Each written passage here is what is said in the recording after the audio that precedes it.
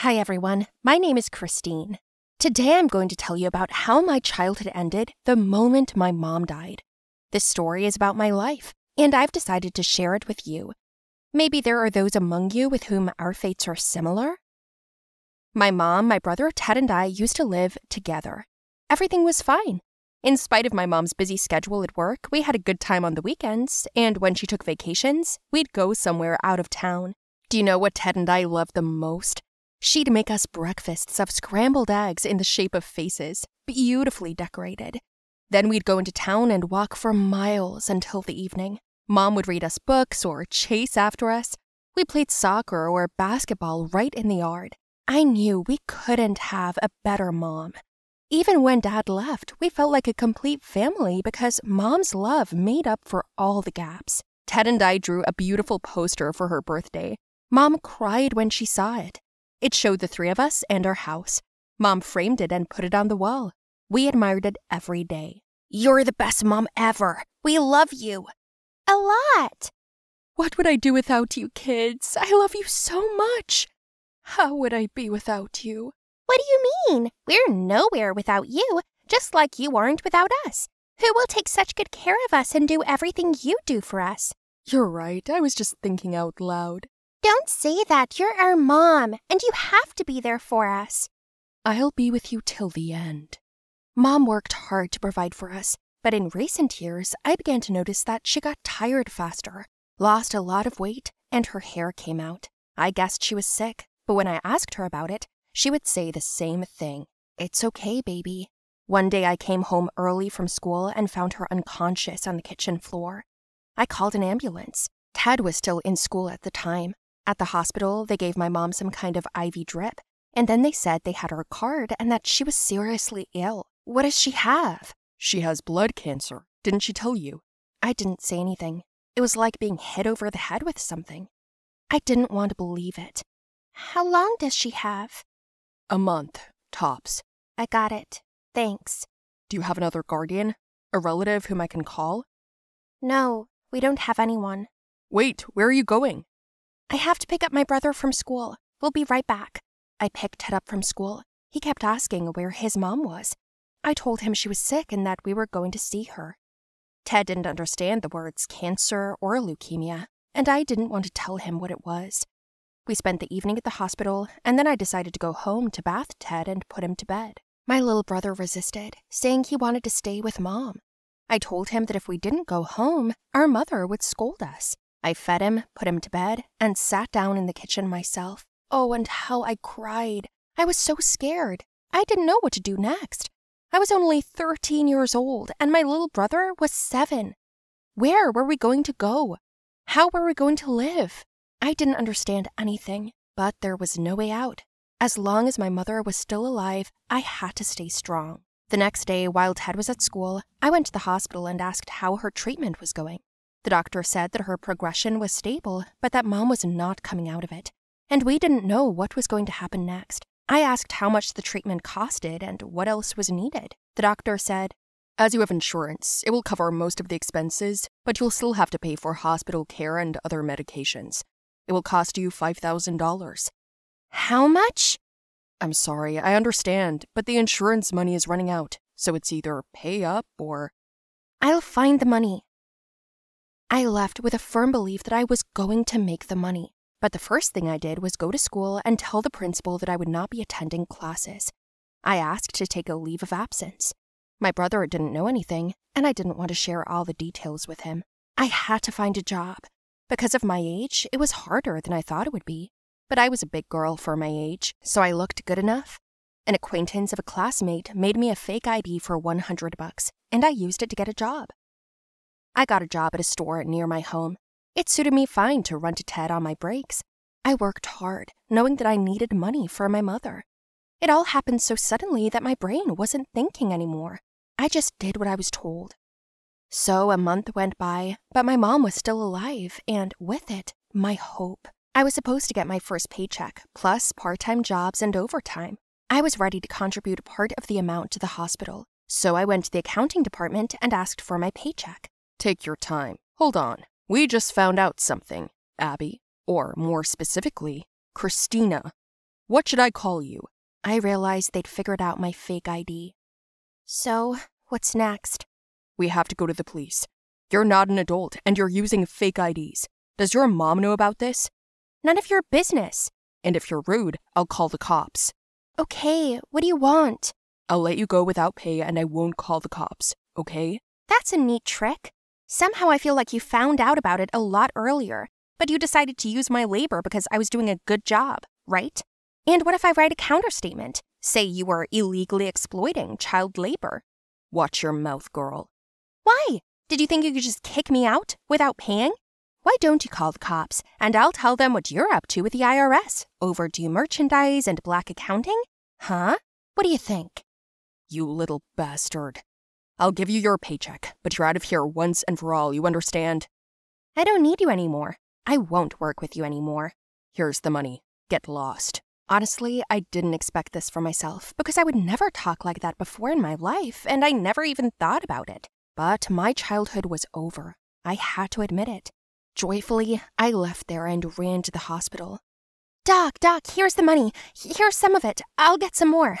I'm sorry, Kristin. What? What's the matter? Your mother, she passed away. What? No, it's a mistake. It can't be. Where is she? Can I see her? I turned my head and saw her being covered with a sheet. I was in shock. My head was buzzing. There was this noise in my ears. Then I blacked out. When I came to, I went home. The hardest part was telling Ted. Why so sad? I'm tired from work. It's okay, be patient. When Mom gets out, you'll go back to school.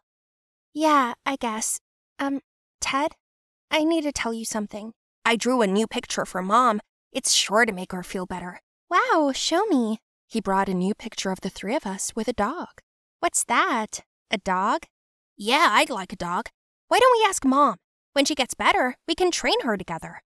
I cried. Ted hugged me and said, Don't cry, I'll let you play with two. And I just couldn't bring myself to tell him about our mom. Are we going to see Mom tomorrow? I'm afraid that won't be possible. Why not? Mom's been transferred to another hospital. She's in another city now. What do you mean? Well, the doctors there are better and the conditions are better, so Mom will be treated there for the time being. Oh, well, I'll just pick out a name for the dog in the meantime. As much as it pains me to admit it, I buried Mom alone. I didn't want Ted to shut himself away. It was hard for me, but my childhood was over. Now I had to take care of my baby brother. A month later, he asked about Mom again. I said she was fine, but that no phones were allowed where she was. She asked me to do something for you. What? I pulled out a box, and a doggie popped out of it. Ted was so excited. Yay! Thank you! And Mom! I promise I'll keep an eye on him. He's so cute. This is from me and Mom. Just make sure you raise him well and that he doesn't chew in our shoes. Of course, thank you. And he ran off to play with a puppy. I looked at him and I was both sad and happy for him. I looked up into the sky and knew my mom was watching us and was proud of me. I promise you, Mom, I will do anything to make Ted happy, I told her into the sky. Eventually, I dropped out of school completely and devoted myself to working with fake IDs. I worked here and there, but I worked, providing for Ted and I, making up stories about our mom. I don't know when or how I'm going to tell him the truth, but certainly not now. I don't want him to grow up so fast. I have a lot of work ahead of me. Now we don't have a guardian, and the guardianship authorities come to visit me all the time, but I talk them down and see them off. What will happen to us next? I don't know yet, but I'll figure something out, for sure. Hello everyone, my name is Eliza. I had a difficult period in my life, even the most difficult. Of course, it's a little easier now, but what I went through almost made me give up. I will tell you everything now in more detail, and you please like the video, write your opinion in the comments, and do not forget to subscribe to the channel. I'm in high school. I'm 15 years old, and I've never been an ardent party girl. Yes, I was the most ordinary girl who studied, helped my mother with chores around the house. My mother had a second marriage. That is, I lived with my stepfather. They had twins, and my mother had absolutely no time for me. On the one hand, I understood that I was an adult, and I needed to support my mother. It is more difficult for her, but on the other, I still felt the need for her presence in my life. But ever since she got pregnant, there's been less and less of her. The only thing left for me is to move on, go to school, and help around the house. Well, then some kind of nightmare began. When the babies were born, it was great, of course. We were all happy, but most of all, I was worried about my mother. When they were discharged from the hospital, something started at home. There was a round-the-clock yell. It was impossible to sleep or do homework in the house because the girls were constantly yelling. Then one, then another. I had no idea how to help her. And on the other hand, I just wanted silence. Once, when my father left for work, my mother asked me to stay and help her with the little ones. I couldn't because I had an important exam waiting for me at school. I couldn't miss it. All of a sudden, she started yelling at me a lot. She called me a shitty daughter, and I was offended by her. What right did she have to call me that? Out of anger, I said a lot of unnecessary things to her. I probably shouldn't have said it, but I couldn't help myself. I shouted that it wasn't my fault that she had remarried and had to give birth. My mother felt like cold water had been thrown over her. She stood up straight and left. Full of anger, I slammed the door and ran to school. By the way, yes, that day I successfully failed the exam, and this made me even more angry. I've never been so angry before. Anyway, just in time for me to step out into the hallway after the exam, Cal came up to me. This is a guy from another group. He has been hitting on me for a long time, but I did not return his love. He invited me to a party in honor of the fact that his parents went on vacation and left him alone in their big house. I decided to accept the invitation and went with him as agreed. I was very drunk that night, and I think I was taken with a first glass of champagne. I felt so bad that I couldn't control myself anymore. All I remember is Cal pouring me another glass of champagne or wine and then inviting me into his bedroom. I didn't even say anything.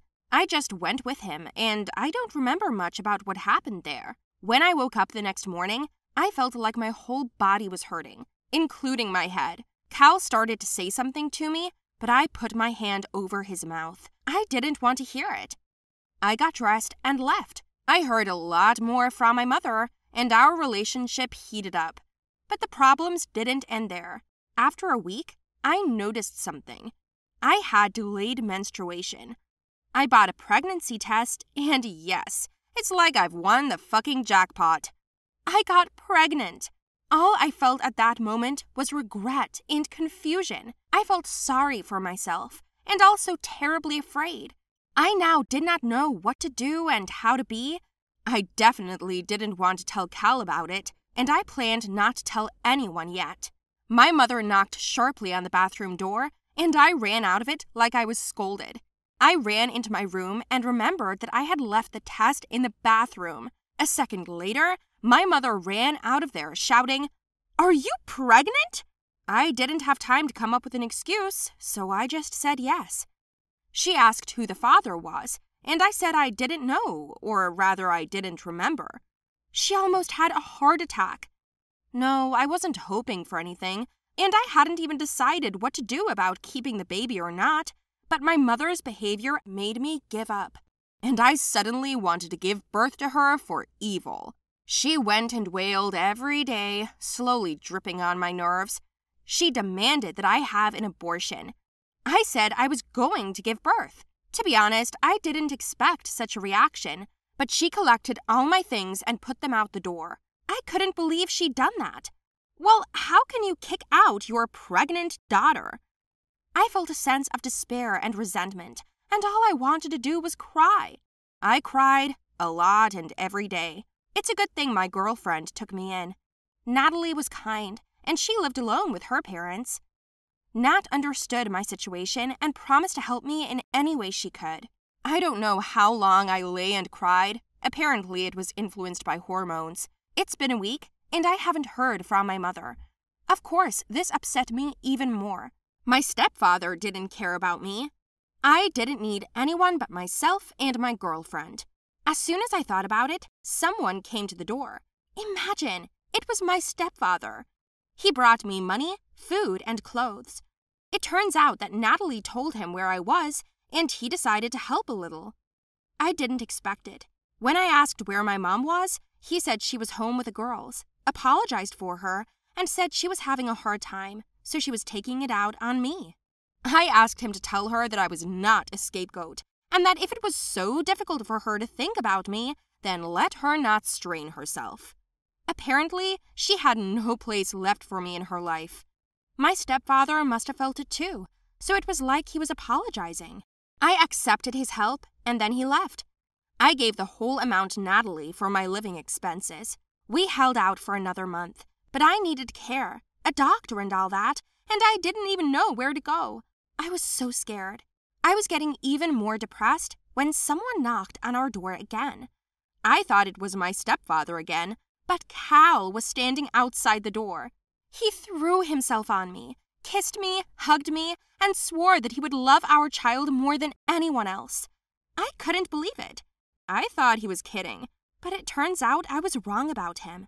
Cal hugged me and asked me why I didn't say anything, why I didn't tell him, and all I said was, "Are you sure the baby's yours?" To which he replied that he did not doubt it for a second, and he was right. Cal talked to his parents, and they took me home with them. He had a great family, they accepted me, and Cal started working for his father and earning money. I took a sabbatical from school to calmly go through the pregnancy and give birth. In general, wish me good luck, because in a couple of months, we will see our baby.